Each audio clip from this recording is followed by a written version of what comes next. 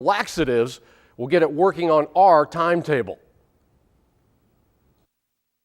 Something important is disappearing from the American workplace, and I'm not referring to raises, increased benefits, or job security. It's a small thing, really, but it affects a company's success in ways the accounting department can't record on a balance sheet. The old-fashioned way of making an employee feel like they're not just another number is called a compliment. And apparently they're harder to come by these days than a company Christmas party with an open bar. I'm not suggesting that bosses hand out compliments like they're free samples at the grocery store, but when someone does their job well, doesn't a heartfelt pat on the back just make sense? Isn't it human nature to perform even better when we're told our work matters? Is it management using the old keep them in their place or they'll start asking for more money strategy? Or are the egos of some owners and supervisors so inflated they refuse to share the credit? There's lots of reasons why more than half of Americans say they're not happy with their jobs.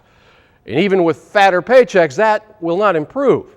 Not until more people who own companies stop giving us the impression that they're doing us a favor and start realizing that earned compliments are cost-effective and easy. Here, I'll show you. Hey, Katrina and Matt, nice job tonight. See? Easy.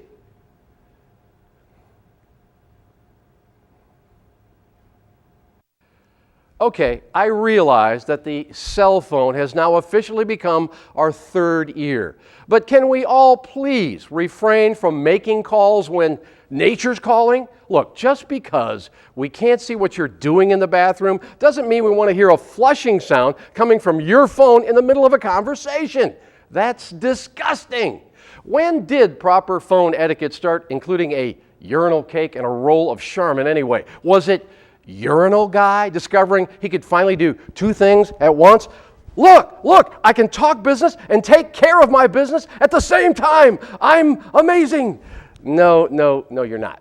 So to stop the bathroom from becoming the modern day version of the phone booth, please do us all a favor and remember the following guidelines. Men, do not move those lips until it's zipped. Ladies, I don't care if you are flush with excitement about something you need to share, flush first, share second. And youngsters, do not tweet until you're off that seat. So remember, it's not anyone's duty to hear someone talking while they're doing their duty. Which reminds me, never ever touch another person's cell phone. You don't know where it's been.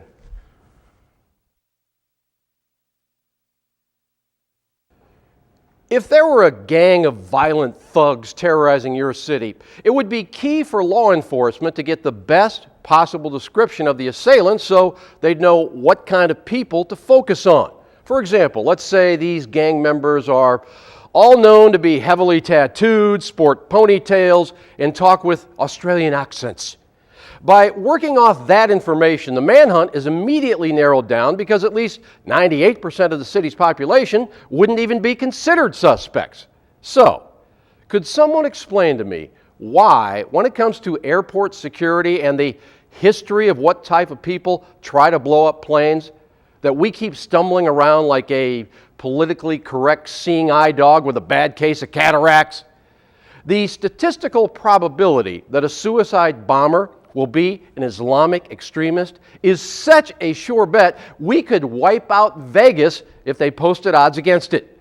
But because profiling makes a lot of Americans uneasy, we go through this security charade that a grandma from Indiana could be muttering, "Death to the infidels," through her false teeth.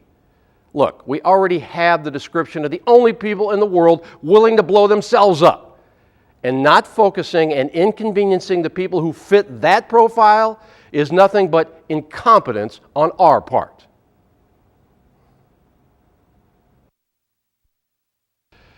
If I walked up to 100 people in the Quad Cities today and asked them to name some of the most courageous individuals in American history, I'm pretty sure the name Franklin McCain wouldn't be on the list, which is why I need to remind you of Franklin McCain's bravery and let it be an example to future generations that when people in power issue warnings not to rock the boat, somebody better step up and start rocking the boat.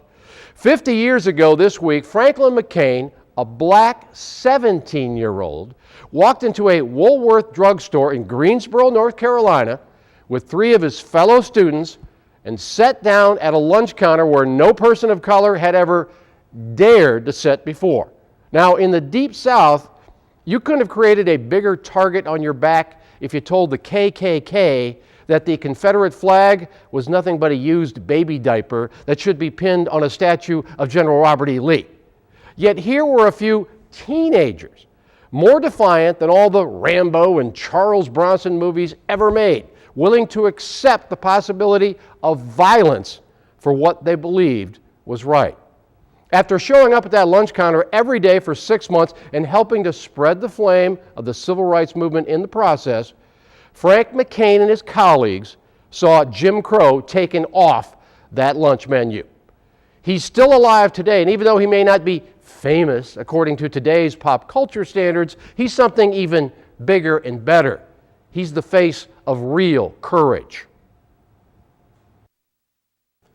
Hey, Arnold Schwarzenegger, let's you and me step outside and settle that cheap shot you delivered about the state of Iowa last week. As governor of California, we're cool with you promoting what your state has to offer, but trying to make us look bad in the process, kind of like Conan the Barbarian bullying a bunch of 5th graders for their lunch money. Come on. Frankly, we are fed up with people like you who have this image of Iowans standing around in bib overalls all day, reading the Farmer's Almanac and giving nicknames to our farm animals. Here's some news, Governor. If most of us had to choose between living in your crowded cities or downwind from a corporate hog farm, a lot of us would just spray more air freshener. You see, we think being stuck on an LA freeway makes us less free. And we feel we're a little more real than you folks out there whose idea of self-improvement is getting breast implants and a butt tuck. Stop your California dreaming, Arnold. You may have better weather, but you got a flood of illegal immigrants and a state budget that's more out of control than Mel Gibson at a tequila drinking contest. So let's drop the Iowa shtick, Arnold, or else I'll be back.